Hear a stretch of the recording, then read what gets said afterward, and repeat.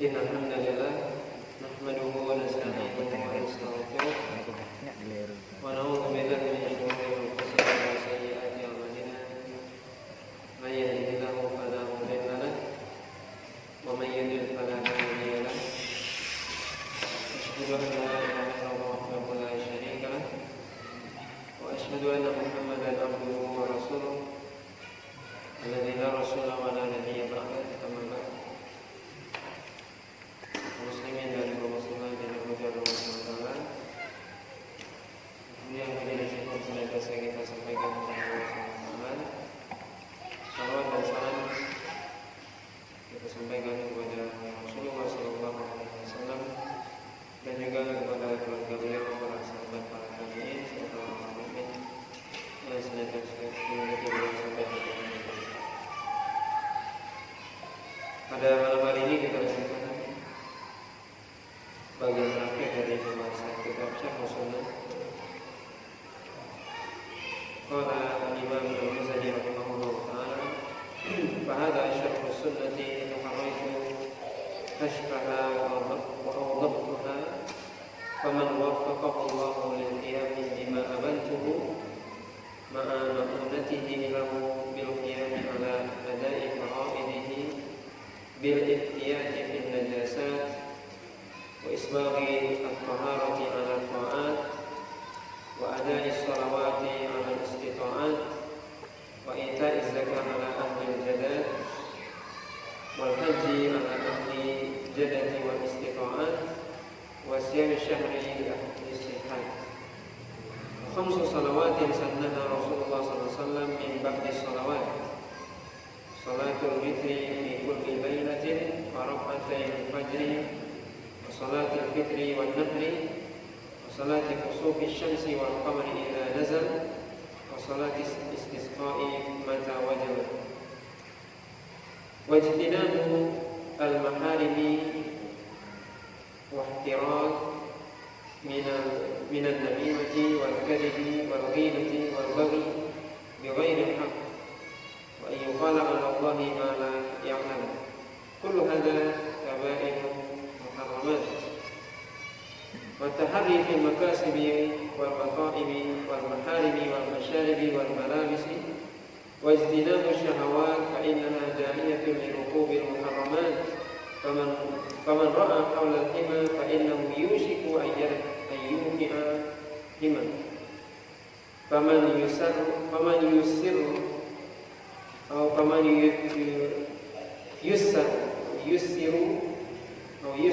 فمن يسر لهذا فإنه من الدين على هدى ومن الرحمة على رجاء ووفقنا الله وإياك إلى سبيله الأقوم وبمنه الجزيل الأقدم وجلاله العلي الأكرم والسلام عليكم ورحمة الله وبركاته وعلى من قرأ بين السلام ولا ينام سلام الله الظاهر walhamdulillahi rabbil alamin.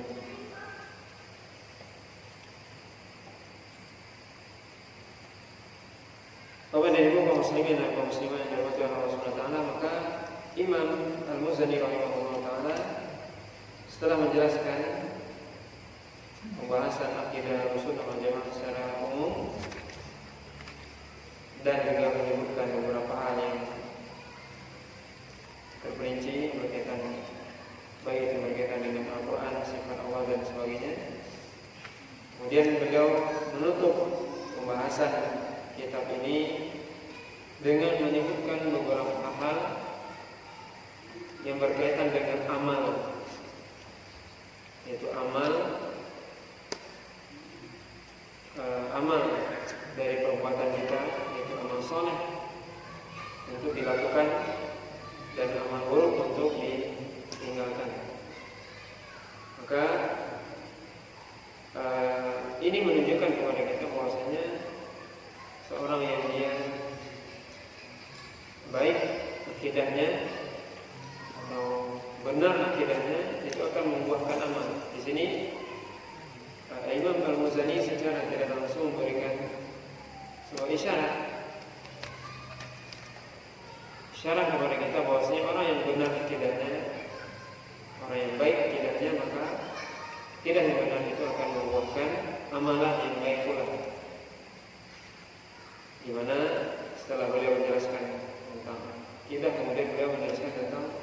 amal. Ini menunjukkan sekali lagi betapa pentingnya amal. Dan kalau kita melihat dalam Al-Quran ataupun hadis-hadis Nabi SAW menjelaskan, menyebutkan dan mengiringkan iman dengan amal. Iman harus diiringi dengan amal. Ini menunjukkan bahwasanya iman itu tidak hanya sekedar iktikad keyakinan, tapi juga realisasinya adalah dengan amal yang tampak dalam kehidupan sehari-hari. Maka samarah atau buah dari akidah yang benar adalah amal yang saleh. Buah dari akidah yang benar adalah amal yang baik. Beliau mengatakan, "Fahada syarh sunnati taharraitu kashfaha wa awdahtuha." Inilah syarh sunnah yang aku berusaha untuk membukanya atau menjelaskannya. Kemudian beliau katakan, "Faman waffaqahu Allahu lil qiyam bima abantuhu."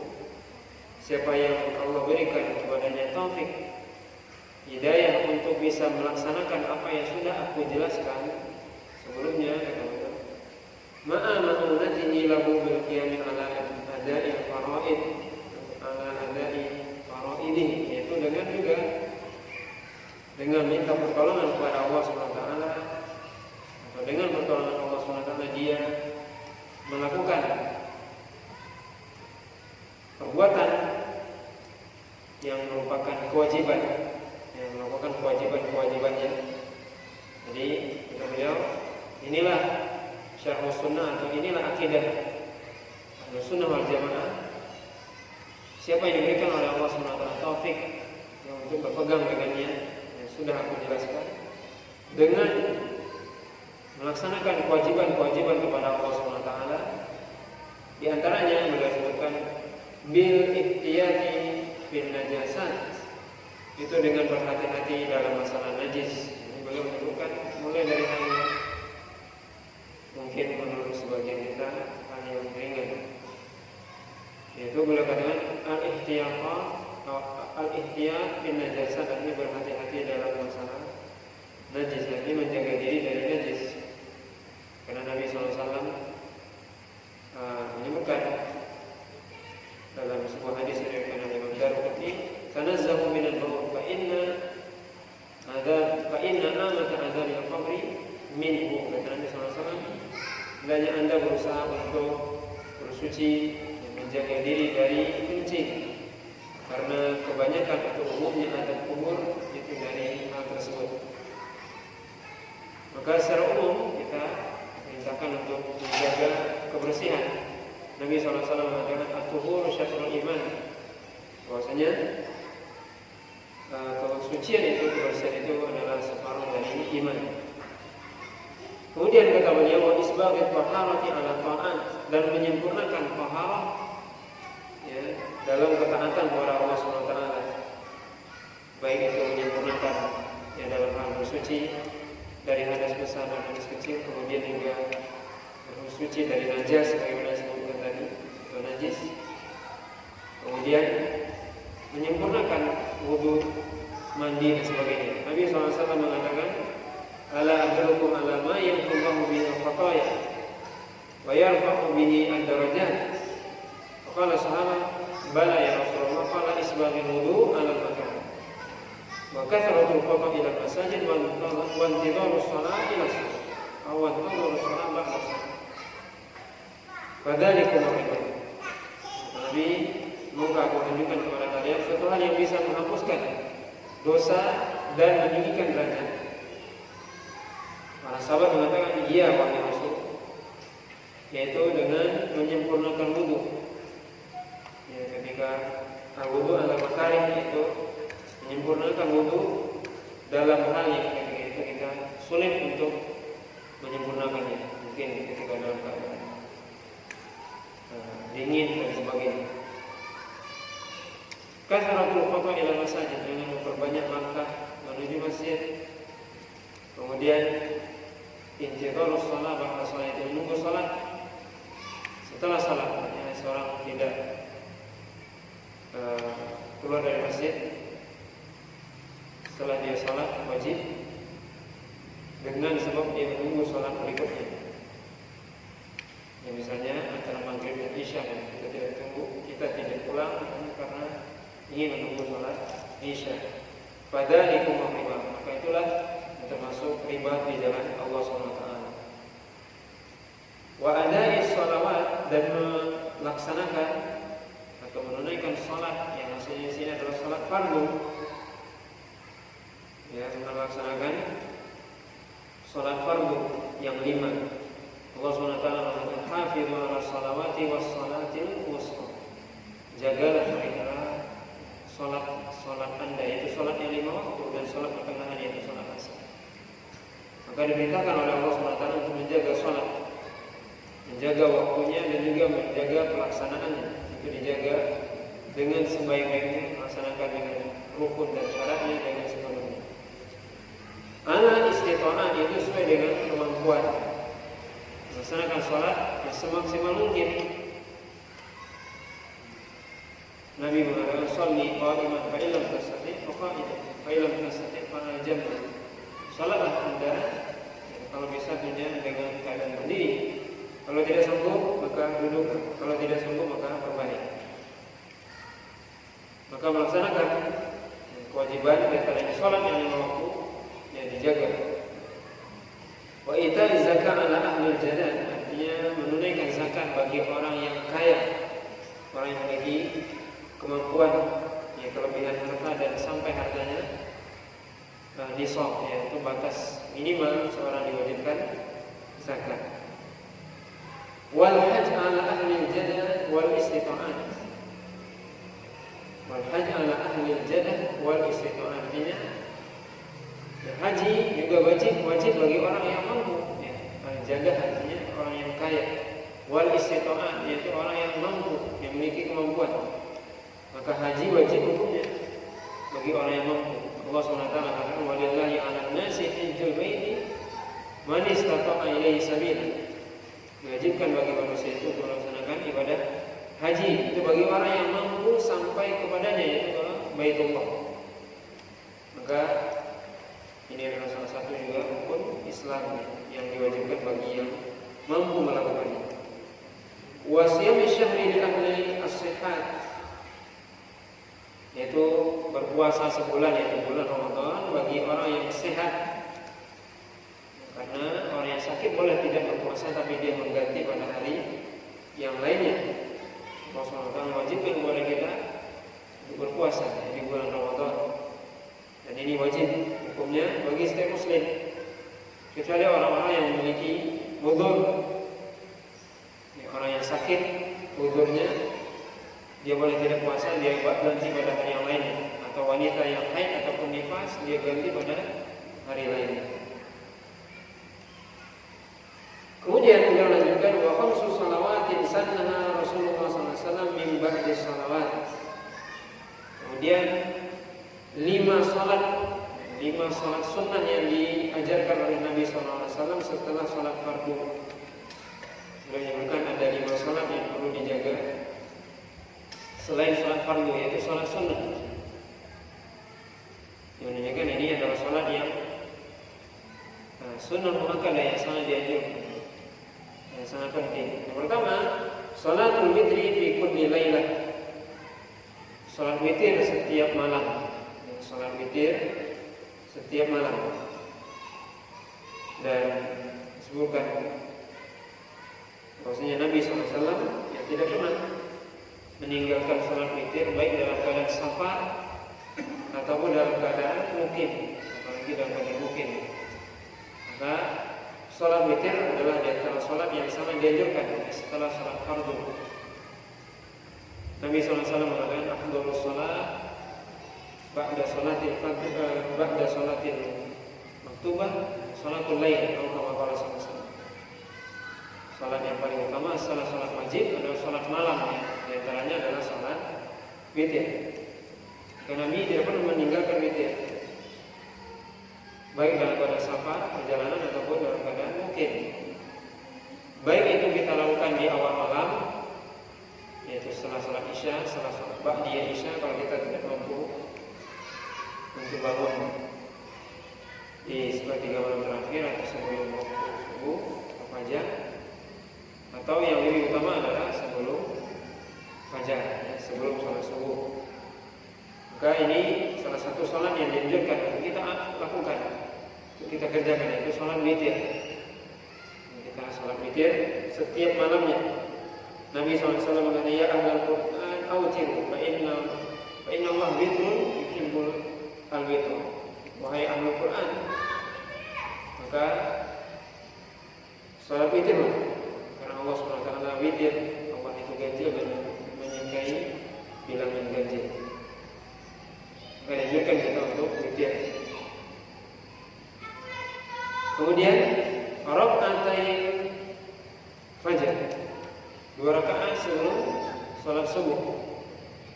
Di mana 2 rakaat sebelum sholat subuh ini juga sholat sunnah yang selalu dikerjakan oleh Nabi SAW, baik dalam keadaan safar ataupun mukim. Nabi tidak pernah meninggalkan 2 macam sholat sunnah ini. Itu sholat witir dan sholat 2 rakaat sebelum sholat subuh, baik dalam keadaan safar perjalanan ataupun dalam keadaan mukim. Beliau selalu menjaga 2 sholat ini. Nabi SAW mengatakan, rakaatul fajri khairun minad dunya wa ma fiha. 2 rakaat sebelum sholat subuh lebih baik daripada dunia dan seisinya. Menunjukkan kepada kita betapa 2 rakaat sebelum sholat subuh ini mesti kita lakukan. Ya, 2 rakaat sebelum sholat subuh, kata Nabi, lebih baik daripada dunia dan seisinya.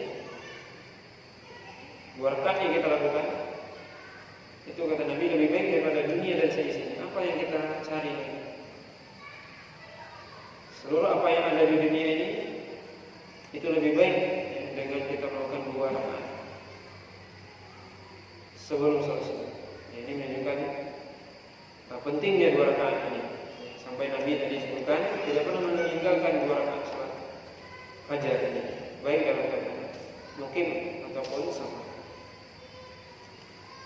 Kemudian sholatul fitri wal nahri, yaitu sholat Idul Fitri dan Idul Adha.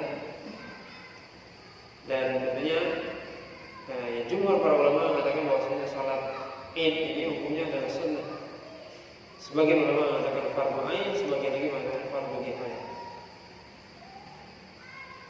Kemudian sholatul kusufi syams wal qamar idza nazala, yaitu sholat kusuf, sholat gerhana, baik itu gerhana matahari ataupun gerhana bulan. Ketika terjadi gerhana tersebut, maka dianjurkan kita untuk sholat gerhana ketika kita melihatnya.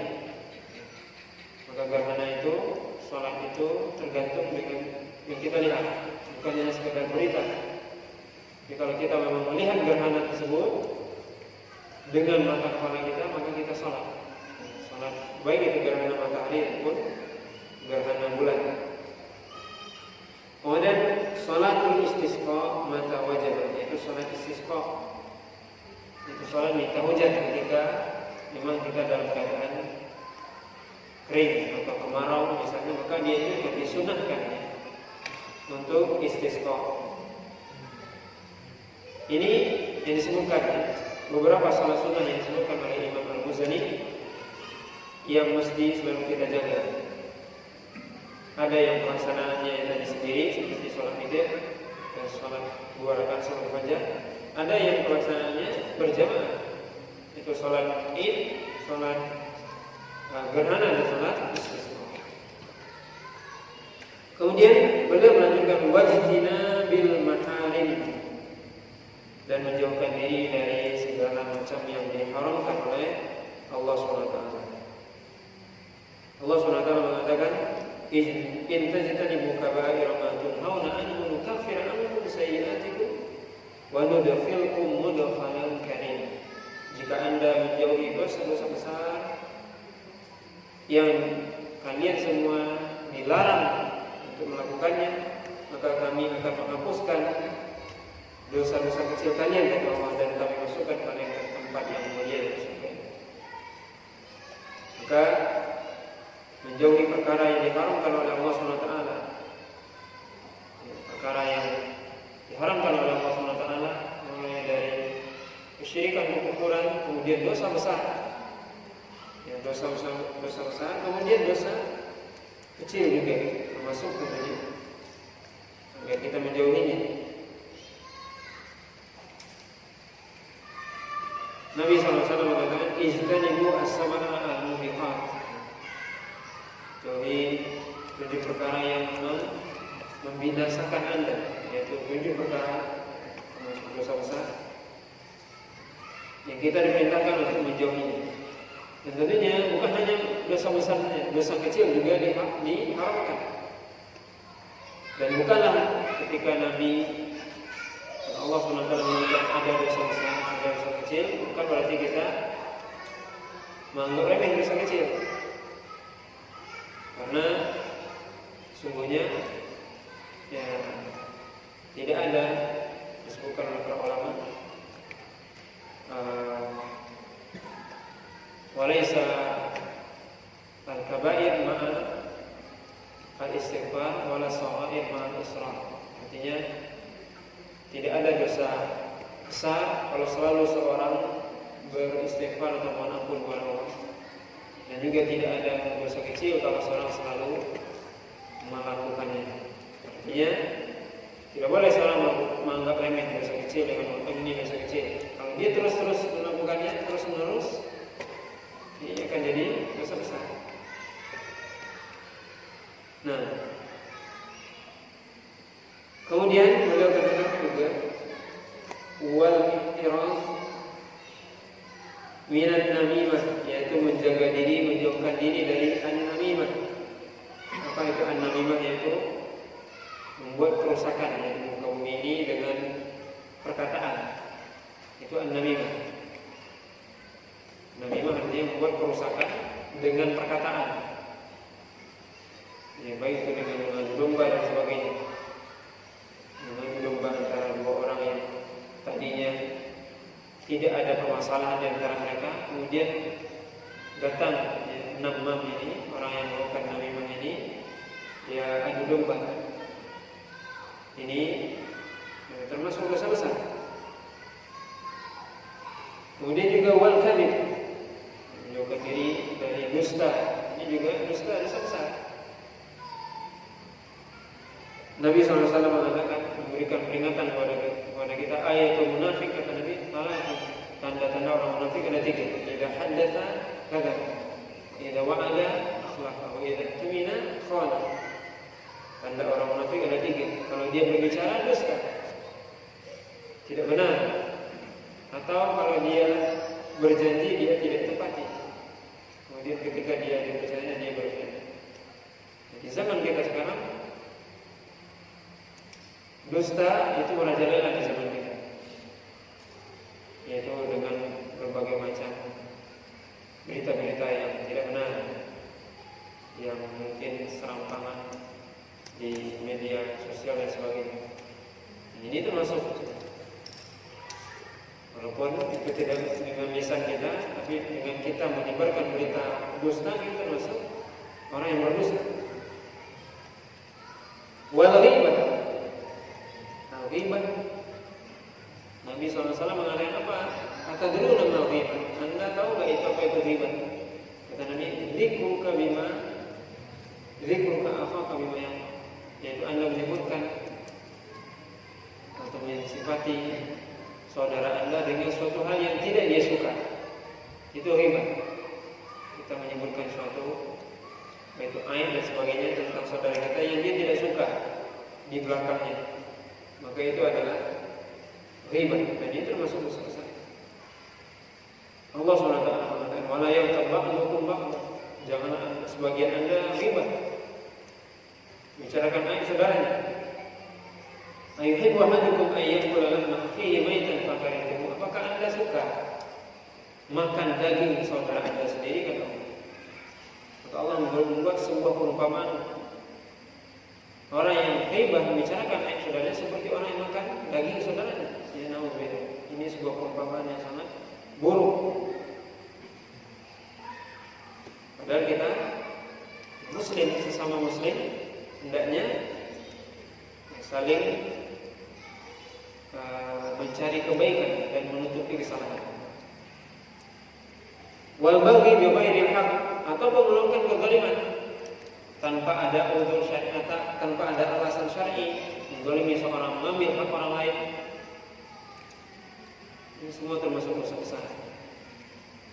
Wa ayyuqala 'ala Allahi ma la ya'lam, atau dia berbicara tentang Allah sedangkan dia tidak mengetahui. Artinya dia berbicara tentang agama ini tanpa ilmu. Ini termasuk dosa besar. Seorang berbicara atas nama Allah tanpa ilmu. Yang mana inilah yang benar, atau ini halal, ini haram, tanpa ada ilmu. Dia menghalalkan sesuatu yang diharamkan atau sebaliknya.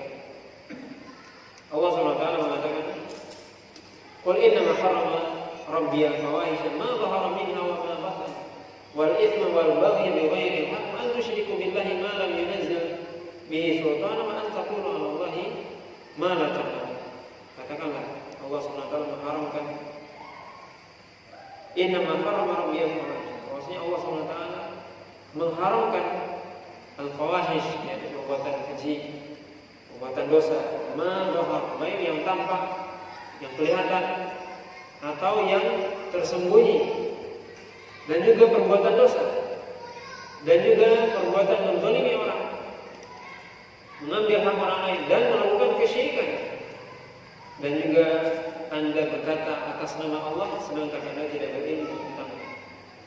Ini termasuk yang berbicara masalah agama tanpa ilmu. Ini termasuk dosa besar. Wa kullu hadhihi kaba'ir muharramat. Kata beliau, seluruh ini yang disebutkan dari ini semua adalah dosa-dosa besar yang diharamkan. Maka dosa besar disebutkan oleh para ulama, apa itu dosa besar? Kullu dzambin tu'ida fa'ilu bi wa'idin khasin kal ghadab wa la'na awin nar aw rutiba alaihi ala fi'lihi haddul fitnah. Ini dikatakan dosa besar, kata para ulama, seperti yang disebutkan oleh Abdullah bin Abbas dan juga disebutkan oleh Imam Zahabi dan kitabnya Al-Kabair. Beliau mengatakan setiap dosa yang diberikan pelakunya ancaman berupa kemarahan dari Allah, laknat dari Allah, ataupun ancaman neraka, ataupun dia dihukum, diqisas, ataupun diberikan hak di dunia, maka itu adalah termasuk dosa besar. Maka dosa besar disuruh kita untuk menjauhinya, sebagaimana juga dosa kecil untuk kita jauhi. Wat-tahari fil makasibi wal mata'imi wal maharim wal masyarib wal manafis, dan berusaha berhati-hati menjaga diri dalam hal usaha kita, usaha, kemudian makanan, minuman, pakaian. Artinya berhati-hati terhadap apa yang kita usaha, menjadi usaha kita, kerjaan kita.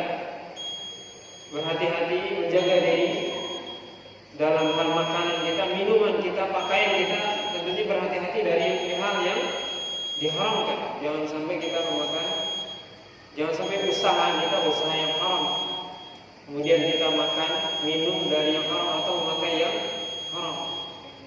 Nabi menceritakan bahwasanya ada seorang yang dia dalam perjalanan yang asy'ath aghbar, dalam